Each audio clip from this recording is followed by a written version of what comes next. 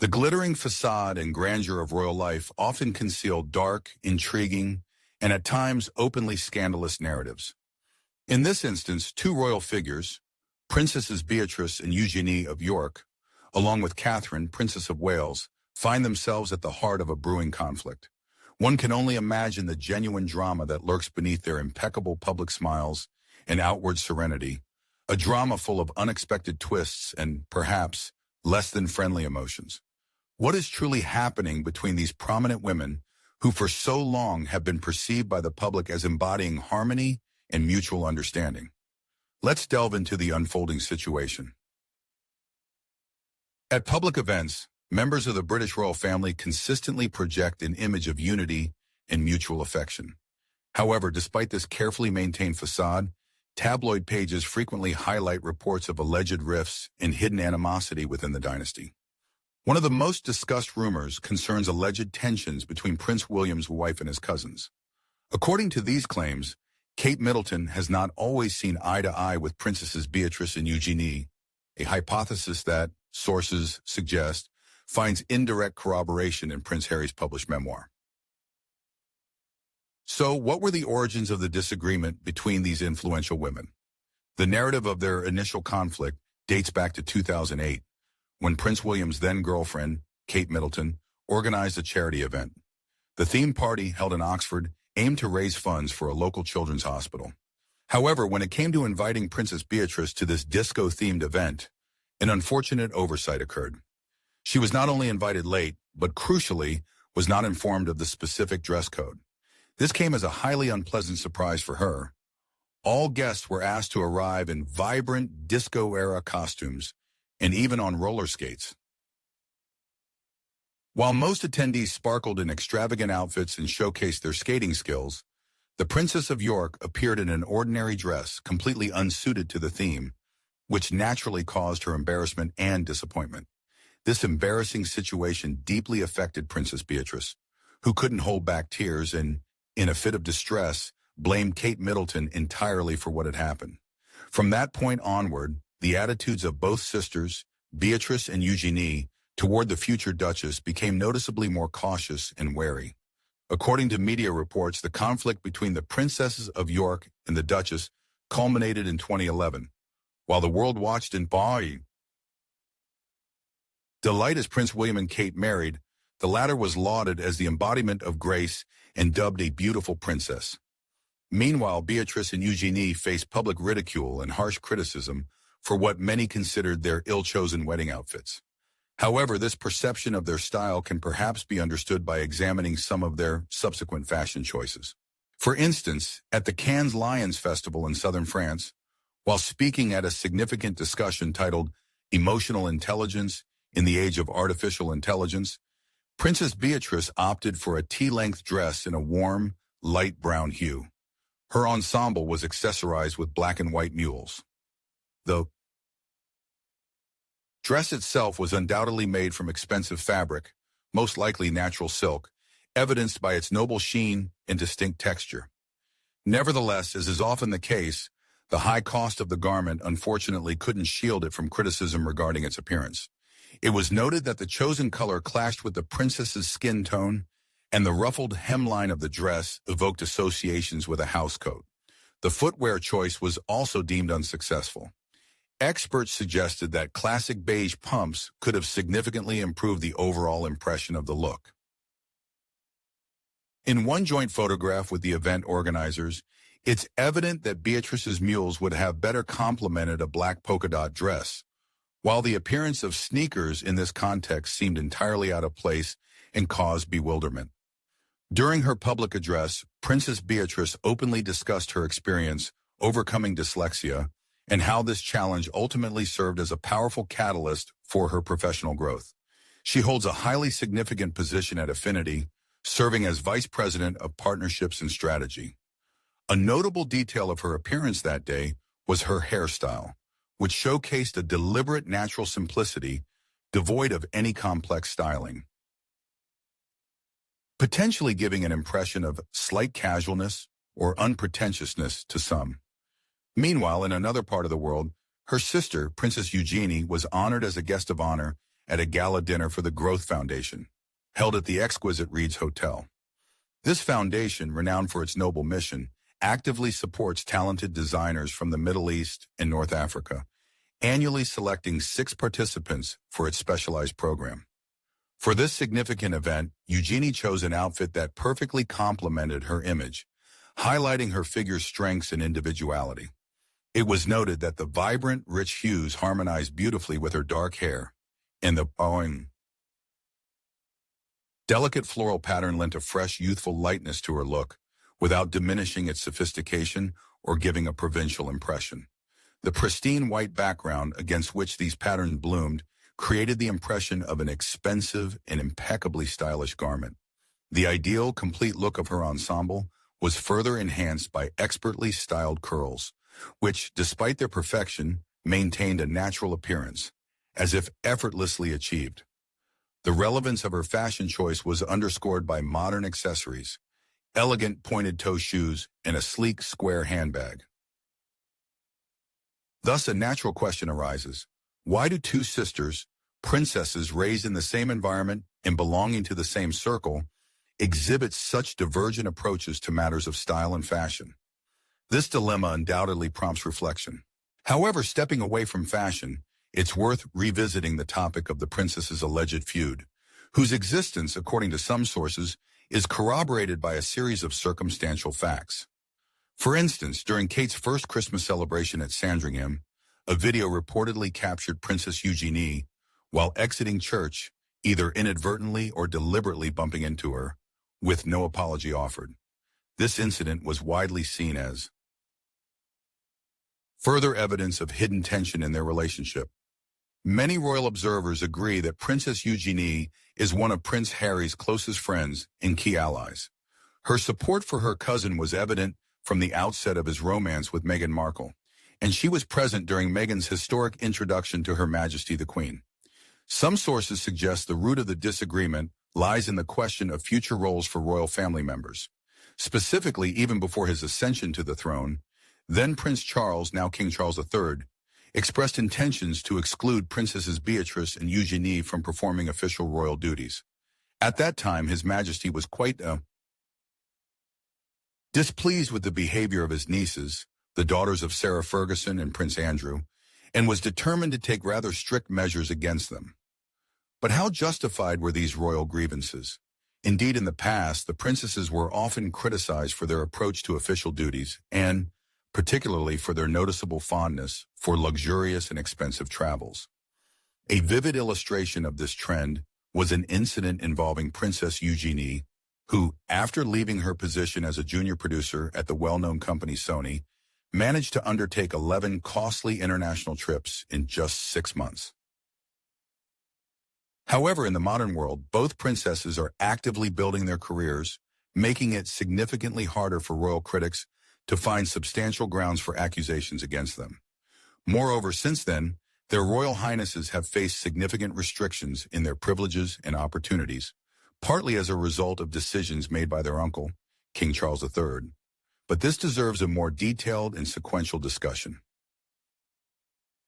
A documentary titled Beatrice and Eugenie, Spoiled Princesses, revealed intriguing details about the relationship between King Charles and his nieces. It emerged that His Majesty himself decided to strip them of the privilege of personal security. During their university years, the princesses repeatedly took academic breaks to embark on extensive travels worldwide, sparing no expense on their security. They were accompanied everywhere by bodyguards. This meant taxpayers were effectively funding their security so Beatrice and Eugenie could travel the world without issues, commented royal expert Richard Kay in the aforementioned program. The Express newspaper once reported that their Royal Highness's tour of America, Thailand, and South Africa cost British citizens over $100,000. After this information became public, Prince Charles reportedly became furious and decided to take control of the situation. He decreed that Beatrice and Eugenie did not require such expensive security as they were unlikely to become senior working royals, explained biographer Angela Levin.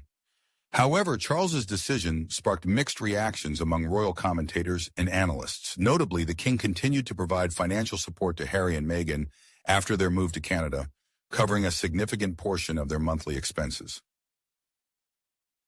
This also cost the royal budget substantial sums. Many considered the king's actions towards Beatrice and Eugenie unfair, as the financial costs of supporting the Sussexes had long and significantly surpassed the amounts for which the princesses were criticized during their student years. Now let's return to analyzing the relationship between the sisters and Kate Middleton. The princesses of York, it turns out, faced certain consequences for their behavior towards Catherine and Camilla. The story of how the king initially agreed to tea with his nieces, only to later deny their request for royal duties, proved quite noteworthy. According to rumors circulating in London circles, Camilla undoubtedly played a key role in this. This figure, whom some refer to as the king's black cardinal, completely isolated Beatrice and Eugenie from the court, accusing them of consistently leaking confidential information to Prince Harry and his wife Meghan.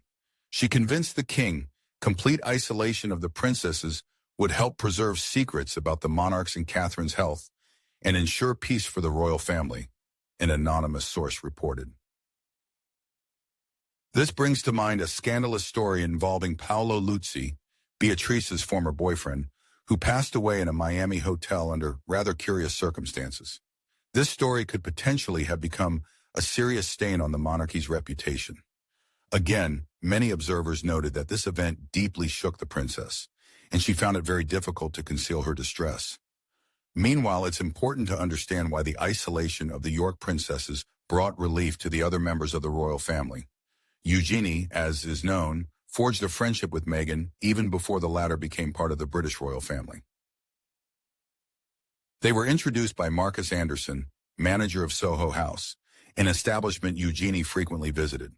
Both Beatrice and Eugenie openly displayed envy and animosity towards Kate Middleton. Their behavior was often sharp, but this is only part of a much more complex relationship.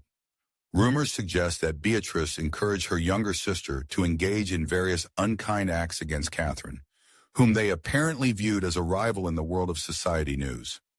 Let's revisit the memorable episode mentioned earlier, where the princesses allegedly orchestrated Catherine's fall as she exited church.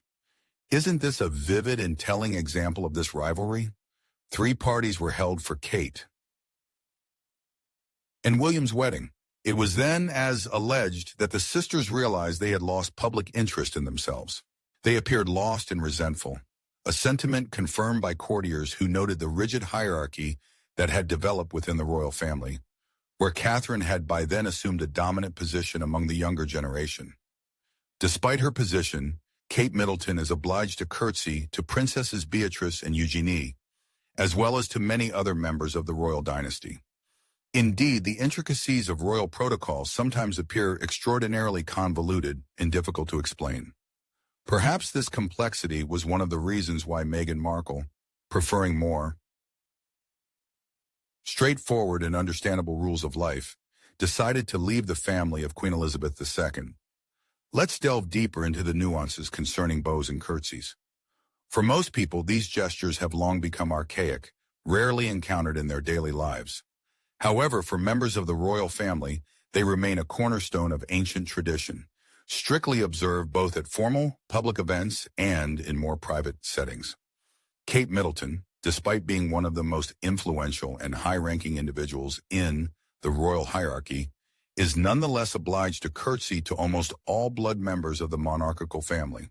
For example, she is expected to curtsy to Princesses Beatrice and Eugenie, even though she is older than them and is preparing to one day become queen consort. By official rank, Kate stands above both Princess Eugenie and Princess Beatrice. But because she is not a blood relative, she is required to perform this gesture of respect first. However, if Kate is in the presence of her husband, Prince William, then Princesses Beatrice and Eugenie must curtsy to her, thereby acknowledging her higher status in the royal hierarchy. If Prince William is not present, Kate, conversely, is obliged to curtsy to all princesses who hold their titles by birth. A similar rule applies to encounters with any of Queen Elizabeth's children, although the Princess of Wales is not required to curtsy to their spouses. For instance, she must curtsy to Princess Royal Anne, but not to her husband, Sir Timothy Lawrence. When the Princess of Wales ascends to the throne as queen consort, she will no longer curtsy to any member of the royal family. At that point, all other members of the dynasty will be obligated to curtsy to her. As for Meghan Markle, she is already required to curtsy to Kate, a practice that began on the day of her marriage to Prince Harry, as her marriage to Prince Charles's younger son places her in a lower position within the complex royal hierarchy. Outside of strict ceremonial and official events, members of the royal family can indeed afford to deviate from rigid etiquette requirements. Otherwise, Princess Kate Middleton would be forced to curtsy even to her own children within her home, which would undoubtedly appear absurd. The only person before whom all representatives of the monarchical dynasty bowed at any moment and in any setting was the late Queen Elizabeth II. Every encounter with her was invariably accompanied by a deep curtsy, emphasizing her unique status. A natural question arises.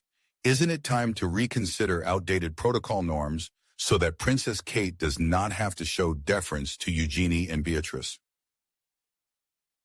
After all, such a situation seems, at the very least, highly unusual and even strange in the modern world. This becomes especially evident when recalling the long-standing animosity between Princess Kate and the sisters, which manifested in Eugenie and Beatrice's openly dismissive attitude towards Kate Middleton and their regular attacks on her.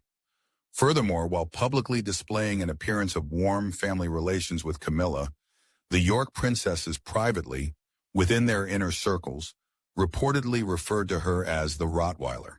They also meticulously avoided any joint photographs with both Camilla and Catherine, further intensifying the sense of a hidden conflict. Court.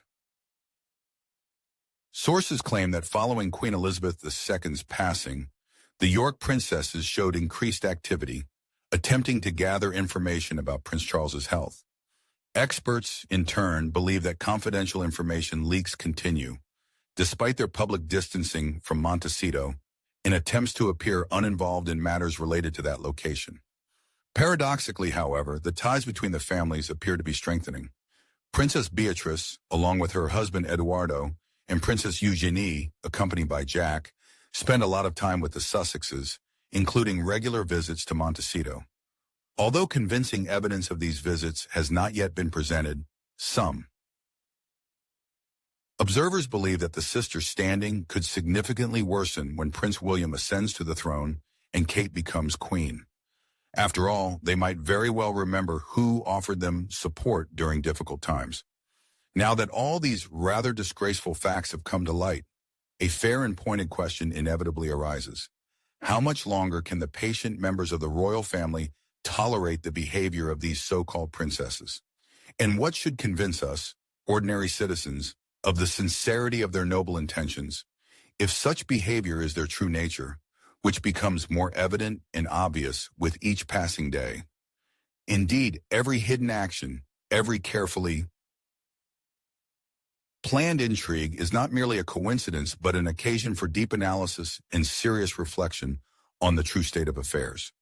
It's time to stop idealizing these individuals and turning a blind eye to such egregious examples of inappropriate conduct. Don't you think the royal family's patience should finally reach its limits? Perhaps it's worth seriously considering that this chain of events could shed light on a dark and complex drama unfolding within the royal family. As an observer, what are your thoughts on Beatrice and Eugenie's behavior?